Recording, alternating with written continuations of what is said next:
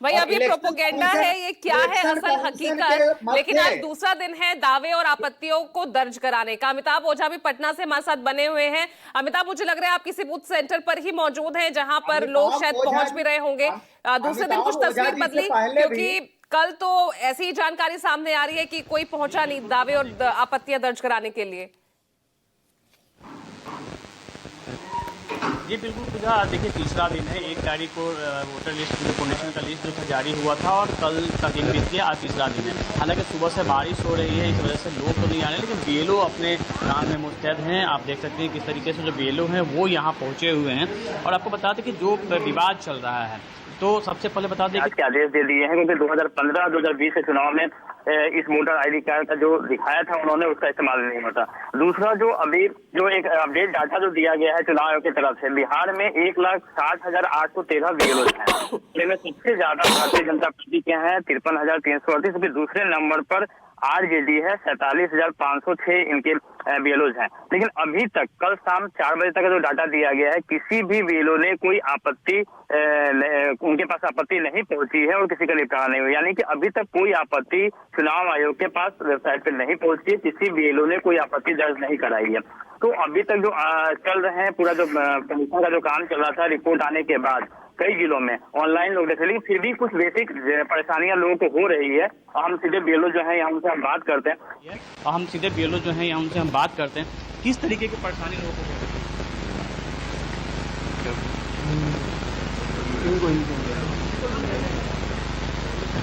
किस तरीके की परेशानी लोगों को हो रही है? परेशानी ये हो रही है सर कि समय कम, समय और मिलता तो बढ़िया से काम होता, लोगों को भी सुविधा होती, लोग भी अपने काम, अन्य काम के अलावा इस काम को भी देख लेते।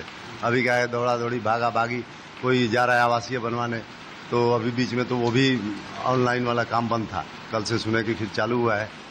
और परेशानी क्या, ड्यूटी है तो फिर कुछ लोगों का बूथ भी चेंज हो गया है। जी हाँ, बूथ चेंज हुआ है। इसका क्या बूथ बढ़ने की वजह से मतदाताओं की संख्या बढ़ी, उसके अनुसार बूथ बढ़ा और लिमिट किया गया है कि 1100 वोटर ही रहेंगे एक बूथ में। हाँ, इस वजह से बूथों की संख्या बढ़ी है। तो हम लोगों का यहाँ डीएवी में जो 287 से 95 था, अब 334 से 342 तक हो गया है, या 43 तक ना, 10 बूथ। डीएवी में भी एक बूथ बढ़ गया जी। तो इसके वजह से बूथों का नंबर जो है वो चेंज हो गया। 287 जो था पहले, अब 243 हो गया। अच्छा, अभी 343। अभी तो कई फॉर्म भी दिए जा रहे हैं ना, फॉर्म 6 हो गया, फॉर्म 8 हो गया। हाँ। तो फॉर्म 6 में क्या करना? फॉर्म 6 नया नाम जुड़ेगा अपनी घोषणा के साथ, क्या एक घोषणा पत्र भी उसके साथ लगाना है। नए वोटर का नाम जुड़ेगा फॉर्म 6 से। फॉर्मेट में स्थानांतरण वाला शिफ्टिंग और करेक्शन, इसका काम होगा घोषणा पत्र के साथ। नहीं, अभी तो इन्हीं दोनों फॉर्म पे काम हो रहा है।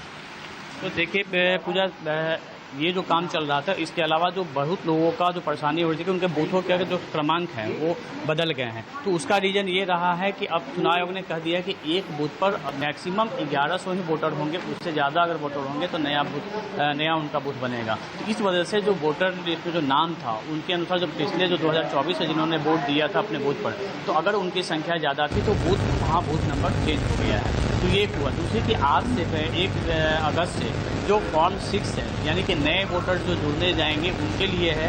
फॉर्म 8 उनके लिए है जिनका नाम या तो विलोपित हो गया है और लिस्ट में नहीं आया है, तो वो भी फॉर्म कर सकते हैं। या फिर कोई अगर दिल्ली में रहता है, बाहर रहता है, स्थानांतरित करना है, तो उसके लिए उससे फॉर्म 8 भरना पड़ेगा। और साथ ही इस बार जो ऑनलाइन जो लोग जमा कर रहे हैं, जो लोग बिहार के रहने वाले हैं, बाहर रहते हैं और चाहते हैं कि बिहार में उनका नाम जुड़े, तो उनके लिए भी एक खास तौर पे जो चुनाव आयोग ने व्यवस्था की है कि इस बार उनके लिए भी एक अलग से फॉर्म जारी किया गया है और उस फॉर्म के जरिए वो यहाँ पे अपना नाम जुड़वा सकते हैं। तो ये प्रक्रिया 1 अगस्त से शुरू होकर 31 अगस्त तक चलेगी, क्योंकि 1 सितंबर को फिर एक नई वोटर लिस्ट जो जारी होगी, जो इन नए नाम जो जुड़ेंगे, जो दावे आपत्ति आएंगे उनको लेकर। तो अभी चुनाव आयोग का जो चुनाव आयोग ने साफ कर दिया कि जिन लोगों के नाम में अगर कोई त्रुटियां आती हैं या फिर उन्हें लगता है कि उनका नाम, उनके परिवार के सदस्यों का नाम विलोपित किया गया, तो वो इस चलिए ठीक है, आप बने रहिए अमिताभ।